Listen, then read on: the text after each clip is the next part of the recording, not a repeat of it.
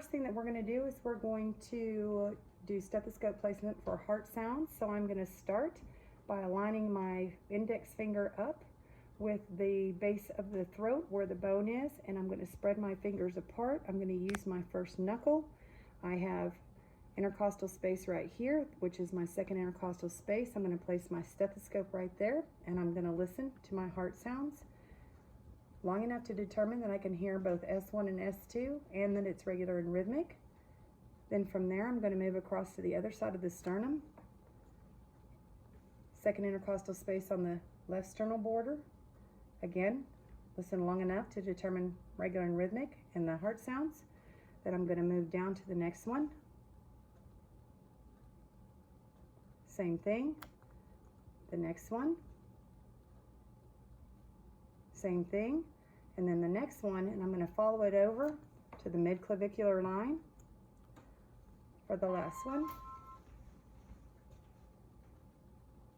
Then I'm going to turn my stethoscope over. After I turn it, with the bell, and I'm going to follow the same landmarks, listening for any extra heart sounds or murmurs.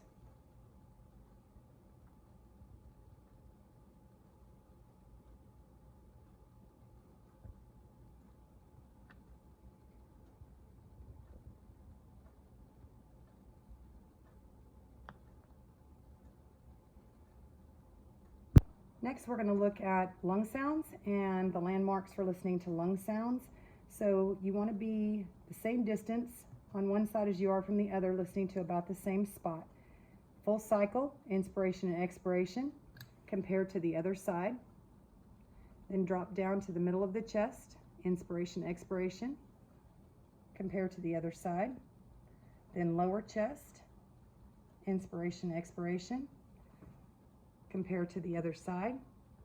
And then left lateral, backwards C, starting in the armpit.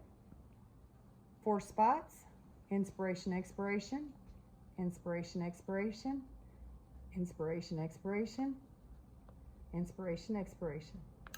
Then on the right side, in order to get to the middle lobe, you're going to have to hyperextend your patient's arm in order to expose it, because the upper and lower lobes cover the middle lobe. You're going to do a Z pattern. 1, 2, and remember inspiration, expiration, 3, 4. And that's lung sounds.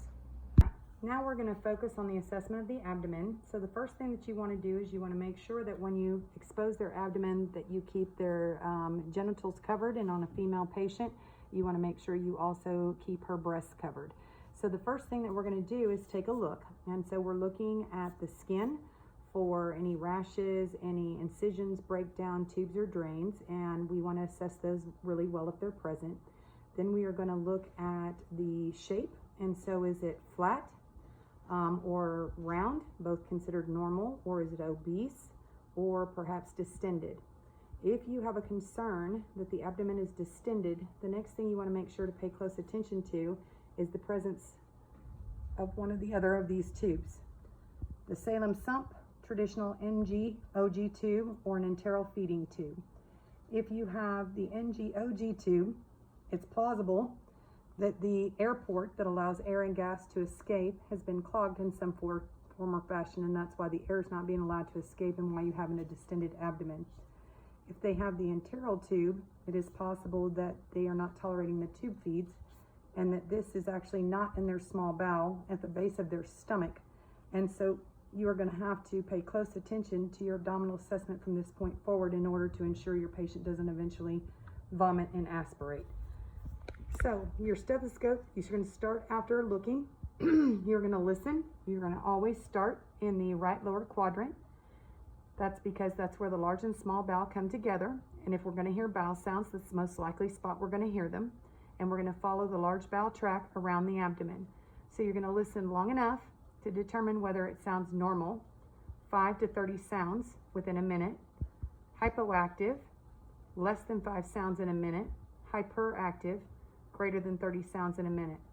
If I think it's hypo or hyperactive, then I'm going to look at the clock, get a starting point, like at the 12, close my eyes, and count. I won't open my eyes again until I either get to 6 or I get to 30. Then I'll open my eyes again and see if a minute has passed. Then I move to the next quadrant, reasonable and prudent nurse. If it sounds it's the same speed as the lower quadrant, I can call it the same thing without counting again. Then I'm going to move to the next quadrant, same principle. And the last quadrant, same principle. And one of the most important things you can understand here is you never apply pressure. It's always just very gently and lightly laid on top of their abdomen. Then from there, you're going to work on palpation.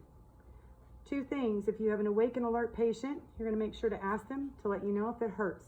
If your patient is sedated or unresponsive, then you're going to be looking for signs and symptoms such as facial grimacing or tensing of the abdominal muscle wall.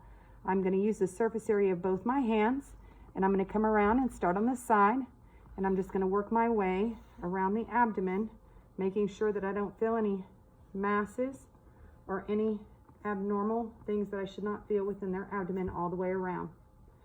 And then from there, if my patient does not have a Foley catheter in place, or if I am concerned that my patient's bladder may be full, I'm going to move down here to just above the symphysis pubis bone, and I'm going to palpate for the presence of a bladder.